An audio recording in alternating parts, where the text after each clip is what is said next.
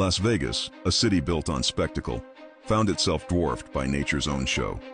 Around 3:45 p.m., gusts exceeding 70 miles per hour slammed into the valley, bending palm trees like stalks of grass and sending debris tumbling across the strip like dice across a casino floor.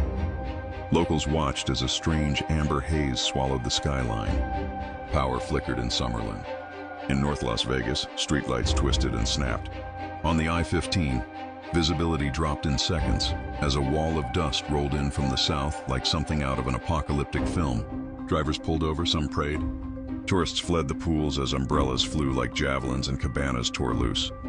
But the storm didn't care about timing. Weddings were interrupted, flights were delayed. A rooftop sign atop a downtown high-rise tore off like paper and crashed to the ground. First responders scrambled through the chaos, tending to downed lines, injured pedestrians, and calls of trees splitting homes in half. By 8 p.m., the winds began to calm. The storm had come and gone in just a few hours, but its mark would linger for days. The strip was dusted in sand, schools were closed, over 40,000 residents lost power.